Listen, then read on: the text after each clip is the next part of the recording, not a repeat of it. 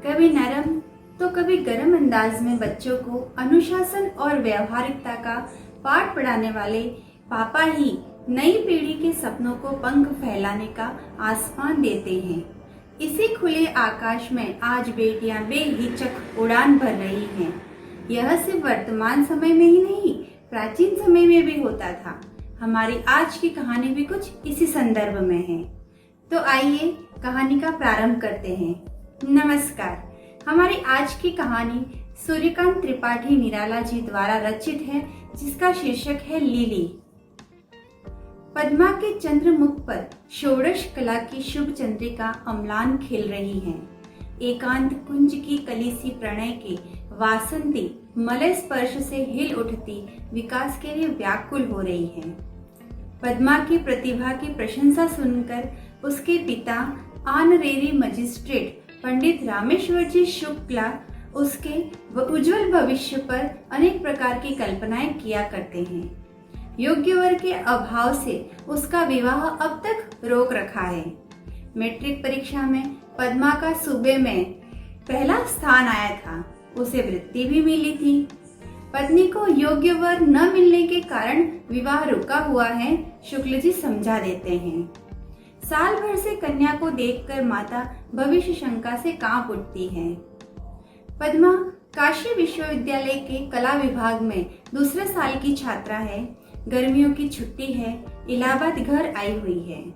अब के पद्मा का उभार, उसका रंग रूप, उसकी चितवन चलन, कौशल वार्तालाप पहले से सभी बदल गए हैं।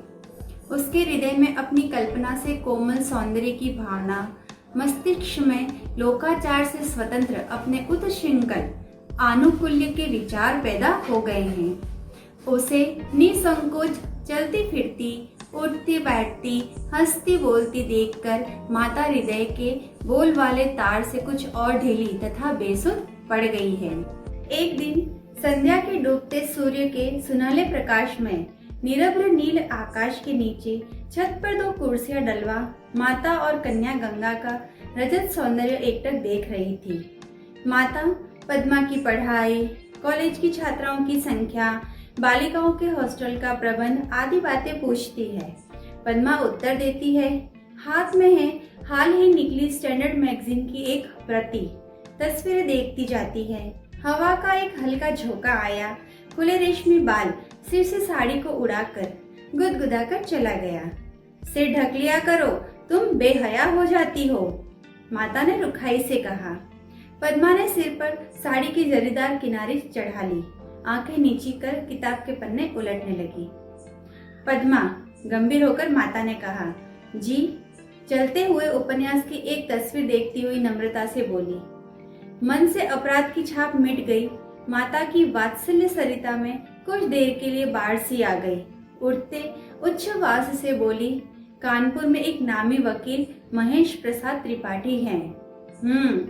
एक दूसरी तस्वीर देखती हुई, उनका लड़का आगरा यूनिवर्सिटी में एमए में एक साल फर्स्ट क्लास फर्स्ट आया है इस साल। पद्मा ने सिर उठाया। आंखें प्रतिभा से चमक उठी। तेरे पिताजी को मैंने भेजा था, परसों देख कर लौटे हैं। कहते हैं लड़का हीरे का टुकड़ा है, गुलाब का फूल है। बातचीत 10,000 में पक्की हो गई है। मोटर की आवाज पर पद्मा उठकर छत के नीचे देखने लगी। हर्ष से हृदय में तरंगे उठने लगी। मुस्कुराहट दबाकर आप ही में हंसती हुई चुपचाप बैठ गई। माता ने सोचा, लड़की बड़ी हो गई है, विवाह के प्रसंग से प्रसन्न हुई है। खुलकर कहा, मैं बहुत पहले से तेरे पिताजी से कह रही थी, वह तेरी पढ़ाई के विचार में पड़े थे। नौकर ने आकर कहा, राजेन बाबू मिलने आए हैं। पद्मा की माता ने एक कुर्सी डाल देने के लिए कहा। कुर्सी डालकर नौकर राजेन बाबू को बुलाने नीचे उतर गया। तब तक दूसरा नौकर रामेश्वर जी का भेजा हुआ पद्मा की माता के पास आया। कहा, जरूरी काम से कुछ देर के लिए पंडित जी जल्द बुलाते हैं। जीने से पद्मा की माता उतर रही थी। रास्ते में राजेंद्र से भेंट हुई। राजेंद्र ने हाथ जोड़कर प्रणाम किया।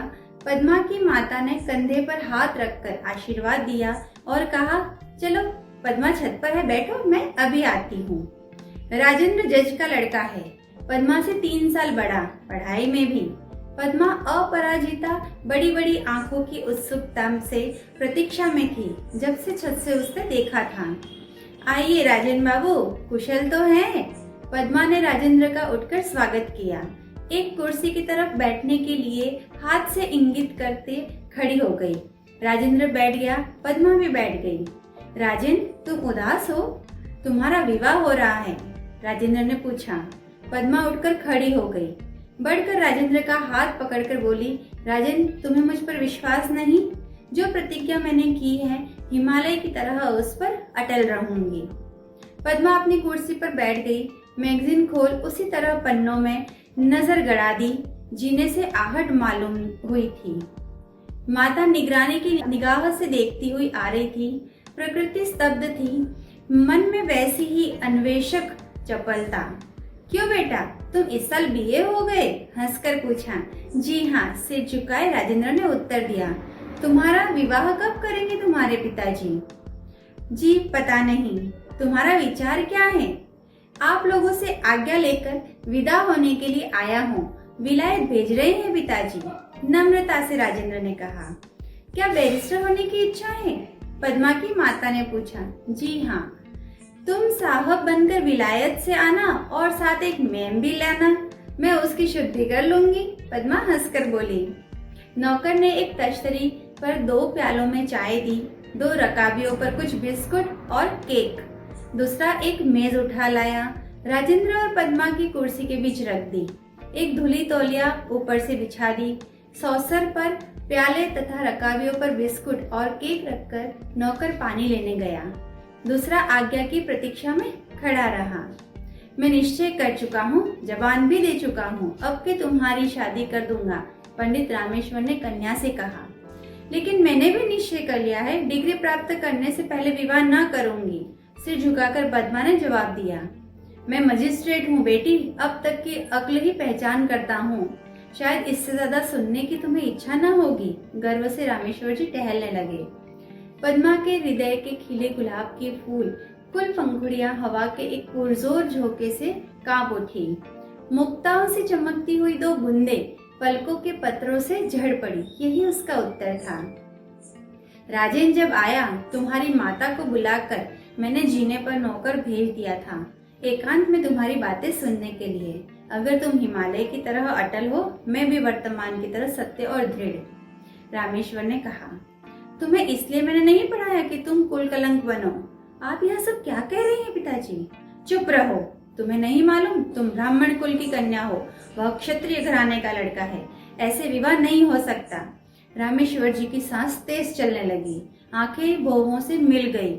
आप नहीं समझे मेरे कहने का मतलब? पद्मा की निगाह कुछ उठ गई। मैं बातों का बनाना आज 10 साल से देख रहा हूँ, तू मुझे चलाती है? वह बदमाश, उतना बहुत है, आप अदालत के अफसर हैं, अभी अभी आपने कहा था अब तक अक्ल की पहचान करते रहे हैं, यह आपकी अक्ल की पहचान है? आप इतनी बड़ी बात राजेंद्र को उसके सामने कह सकते हैं? बतलाइए। हिमालय की तरह अटल सुन लिया तो इससे आपने क्या सोचा? आग लग गई जो बहुत दिनों से पद्मा की माता के हृदय में सुलग रही थी। हट जा मेरी नजरों से बाहर, मैं समझ गया। रामेश्वर जी क्रोध से कांपने लगे। आप गलती कर रहे हैं, आप मेरा मतलब नहीं समझे। मैं भी बिना पूछे कुछ बतलाकर कमजोर नहीं बनना चाहती। पद्मा जेठ की लू से झुलस रही थी। स्थल पद्म सा लाल, चेहरा तमतमा रहा था। आंखों की 2 सीपियां पुरस्कार की 2 मुक्ताएं लिए सगर्व चमक रही थी। रामेश्वर जी भ्रम में पड़ गए, चक्कर आ गया, पास ही कुर्सी पर बैठ गए। सर हथेली से टेक कर सोचने लगे। पद्मा उसी तरह खड़ी दीपक की निष्कंप शिखा सी अपने प्रकाश में जल रही थी। क्या अर्थ है मुझे बता, माता ने बढ़कर पूछा। मतलब यह, राजेंद्र को संदेह हुआ था मैं विवाह कर लूंगी, यह तो पिताजी पक्का कर लाए हैं। इसके लिए मैंने कहा था कि मैं हिमालय की तरह अटल हूँ, न कि यह कि मैं राजेंद्र के साथ विवाह करूंगी। हम लोग कह चुके हैं कि पढ़ाई का अंत होने तक दूसरी चिंता करेंगे ही नहीं। पद्मा उसी तरह खड़ी सीधे ताकती रही। तू राजेंद्र को प्यार नहीं करती? आंख उठाकर रामेश्वर जी ने पूछा। प्यार करती हूँ। करती है? हाँ करती हूँ, बस और क्या? पिता, पद्मा की आबदार आंखों से आंसुओं के मोती टूटने लगे, जो उसके हृदय की कीमत थे, जिनका मूल्य समझने वाला वहां कोई नहीं था। माता ने टोड़ी पर एक उंगली रख रामेश्वर जी की तरफ देखकर कहा, प्यार भी करती है, मानती भी नहीं, अजीब लड़की है। चुप रहो। पद्मा की सजल आंखें भौहों से सट गई। विवाह और प्यार एक बात है, एक बात है। विवाह करने से होता है और प्यार आप होता है। कोई किसी को प्यार करता है तो वह उससे विवाह भी करता है। पिताजी जज साहब को प्यार करते हैं तो क्या इन्होंने उनसे विवाह भी कर लिया? रामेश्वर जी हंस पड़े। रामेश्वर जी ने शंका की दृष्टि से डॉक्टर से पूछा, क्या देखा आपने डॉक्टर साहब?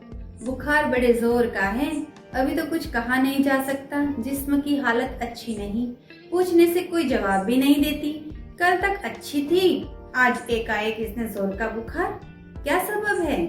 डॉक्टर ने प्रश्न की दृष्टि से रामेश्वर जी की तरफ देखा। रामेश्वर जी पत्नी की तरफ देखने लगे।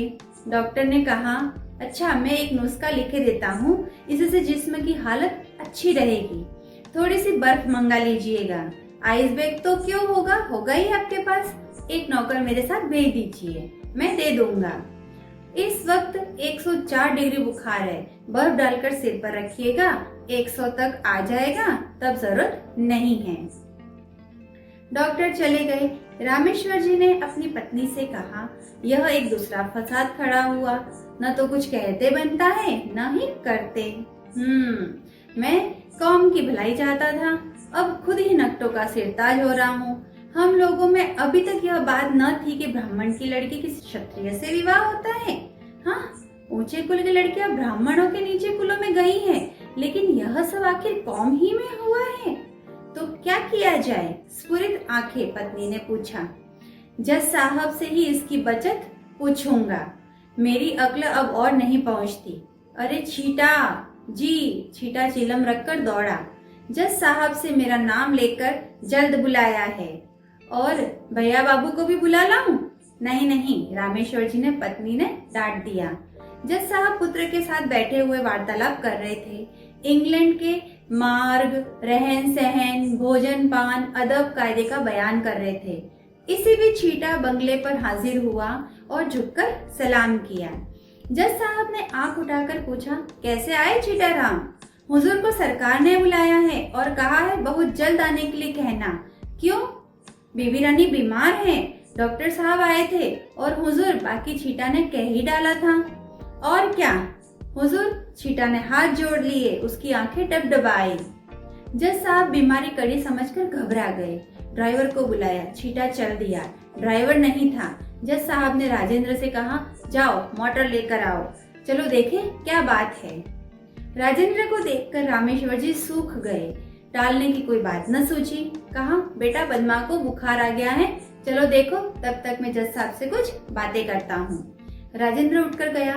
पद्मा के कमरे में एक नौकर सिर पर आइस बैग रखे खड़ा था। राजेंद्र को देखकर एक कुर्सी पलंग के नजदीक रख दी। पद्मा, राजेन। पद्मा की आंखों से टप टप आंसू गिरने लगे। पद्मा को एक टक प्रश्न दृष्टि से देखते हुए राजेंद्र ने रुमाल से उसके आंसू पोंछ दिए। सिर पर हाथ रखा, जोर से धड़क रही। पद्मा ने पलकें मूंद ली। नौकर ने फिर सिर पर आइस बैग रख दिया। सिरहाने थर्मामीटर रखा था, झाड़ कर राजेंद्र ने आहिस्ते से बगल में लगा दिया। उसका हाथ बगल से सटाकर पकड़े रहा। नजर कमरे की घड़ी की तरफ थी। निकाल कर देखा, बुखार 103 डिग्री था। अपलक चिंता की दृष्टि से देखते हुए राजेंद्र ने पूछा, पद्मा तुम कल तो अच्छी थी, आज एकाएक बुखार कैसे आ गया? पद्मा ने राजेंद्र की तरफ करवट ली, कुछ न कहा। पद्मा, मैं अब जाता हूँ। ज्वर से उभरी हुई बड़ी बड़ी आंखों ने एक बार देखा और फिर पलकों के पर्दे में मौन हो गई। अब जज साहब और रामेश्वर जी भी कमरे में आ गए। जज साहब ने पद्मा के सिर पर हाथ रखकर देखा, फिर लड़के की तरफ निगाह फेर कर पूछा, क्या तुमने बुखार देखा है? जी हाँ, देखा है। कितना है? 103 डिग्री है। मैंने रामेश्वर जी से कह दिया है तुम आज यहीं रहोगे। तुम्हें यहाँ से कब जाना है? परसों ना? जी। कल सुबह बतलाना घर आकर पद्मा की हालत कैसी रहती है। और रामेश्वर जी, डॉक्टर की दवा की मेरे ख्याल से कोई जरूरत नहीं है। जैसा आप कहें, संप्रदान स्वर से रामेश्वर जी बोले। जज साहब चलने लगे। दरवाजे तक रामेश्वर जी भी गए। राजेंद्र वहीं रह गया। जज साहब ने पीछे फिरकर कहा, आप घबराइए मत, आप पर समाज का भूत सवार है। मन ही मन कहा, कैसा बाप और कैसी लड़की। 3 साल बीत गए। पद्मा के जीवन में वैसा ही प्रभात, वैसा ही आलोक भरा हुआ है। वह रूप, गुण, विद्या और ऐश्वर्य की भरी नदी वैसे ही अपने पूर्णता के अदृश्य की ओर वेग से बहती जा रही है। सौंदर्य की वह ज्योति राशि स्नेह शिखाओं से वैसी ही अम्लान स्थिर है। अब पद्मा MA क्लास में पढ़ती है।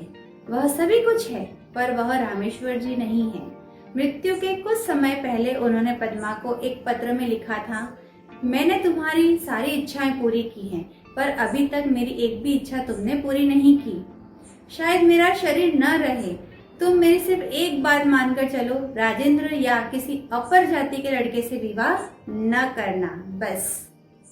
इसके बाद से पद्मा के जीवन में आश्चर्यकर परिवर्तन हो गया। जीवन की धारा ही पलट गई। एक अद्भुत स्थिरता उसमें आ गई।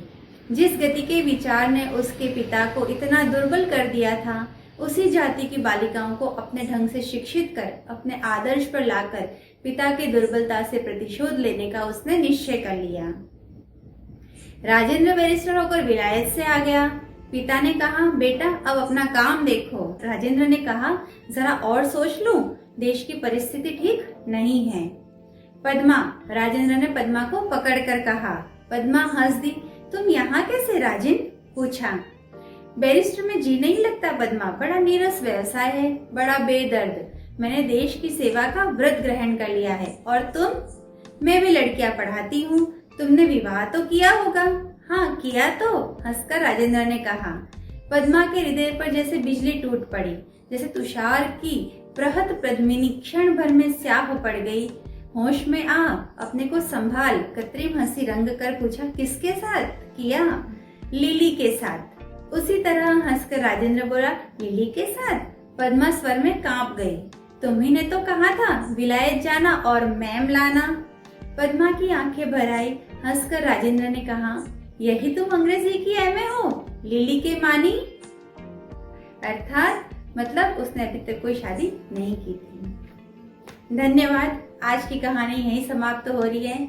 आपको यह कहानी कैसी लगी, इसे आप नीचे दिए गए कमेंट बॉक्स के माध्यम से अपने कमेंट शेयर कर सकते हैं।